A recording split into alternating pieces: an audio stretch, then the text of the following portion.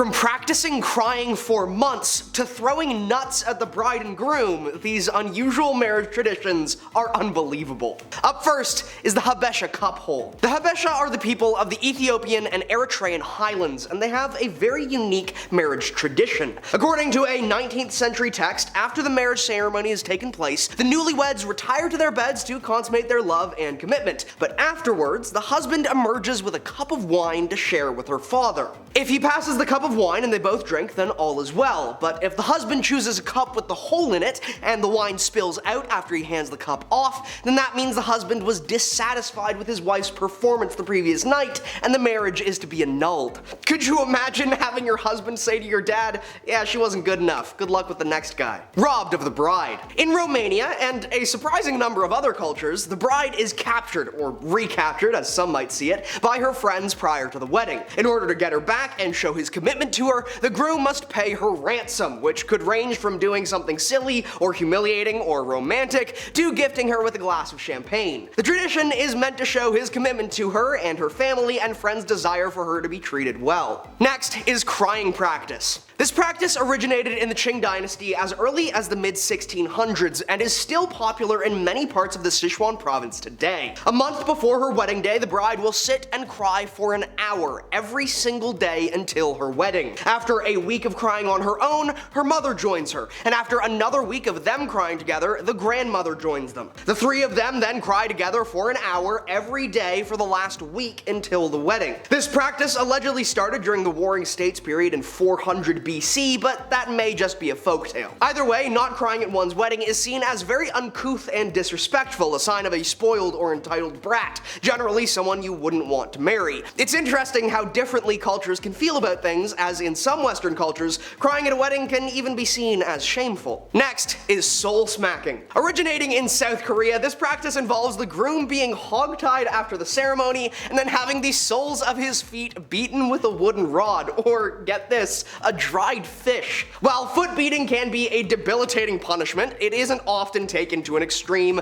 unless you have an in-law that really hates you. It's more meant to symbolize the groom's strength and willingness to suffer for his bride. It also helps to see how someone is when they're in pain. Does he get grumpy and aggressive, or does he keep positive and laugh it off? In more traditional areas where couples may not get to spend a lot of time together prior to marriage, this is especially helpful. Next are the origins of confetti. Confetti is a marriage tradition in many European and Western nations. Just beware that confetti doesn't mean the same thing everywhere. The word is Italian and originated from an Italian wedding tradition. Confetti in Italian doesn't mean colorful small pieces of paper. No, it means sugared almonds. In Italian weddings, they throw confetti at the bride and groom as they walk down the aisle. I'm not sure about you, but getting pelted with sugary nuts is not exactly my idea of a happy start to a marriage. Hell, I don't want my wife getting strangers' nuts all over her. Next is being barred from the bathroom.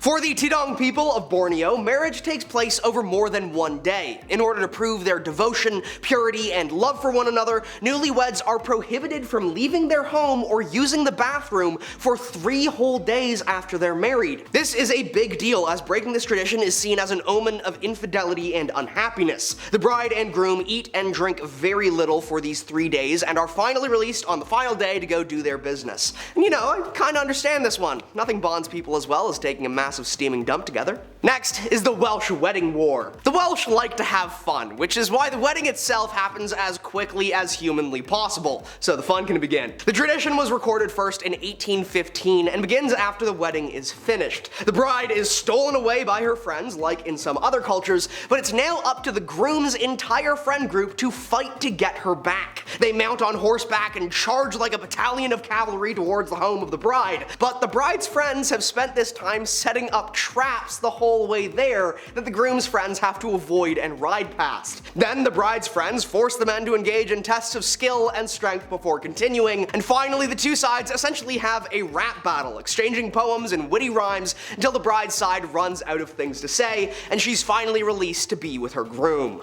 Next is spouse stripping. In the far northeast of Russia, in the Kamchatka region, there is a very strange tradition. Men who want to marry marry must go to the woman's father first and ask for permission. Once he agrees, the hunt is on. It's the groom's job to chase down the bride and strip her of all her clothing. To fight this, the bride's female family and friends wrap her up in dozens of layers of clothing and keep a close guard on her. The groom-to-be must try and break in and strip her of all clothing, all the while her friends try to beat him. This isn't funny pillow fighting either, they really try to hurt him and keep him from undressing her. But if he's successful, he then has to run away, after which the bride will call him back to the wedding bed so that they can be married. All in all, it sounds pretty intense. Next is a whipped wedding. Starting a marriage off with outright harm and threatening your wife to not disobey you is unsettling to say the least, and I struggle to think how this could be a sweet or romantic tradition even.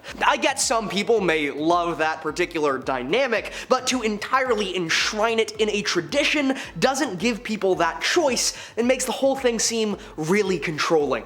Of course, there may be aspects of cultural nuance I'm totally missing here, but there are plenty of elements of my own culture that should also be called out for being weirdly controlling just like this. Another Russian tradition, this one is a little more disturbing. The groom puts one item into each of his boots at the beginning of the wedding. One is a small trinket and the other a small whip. After the wedding, the bride then has to remove a boot, which foretells an omen of how the rest of the marriage will go. If she gets the trinket, it's a good sign and she gets to keep it. But if she chooses the whip, then that's not so good a sign, and the groom is to then give her a single taste of it, so that she knows what's coming if she disobeys him. Honestly, this is one of the most unsettling ones I've ever heard of. And finally, the Swedish step up. To end it on a good note, in the 1850s, it was made popular that the wedding tradition should favor the bride rather than harm or humiliate her.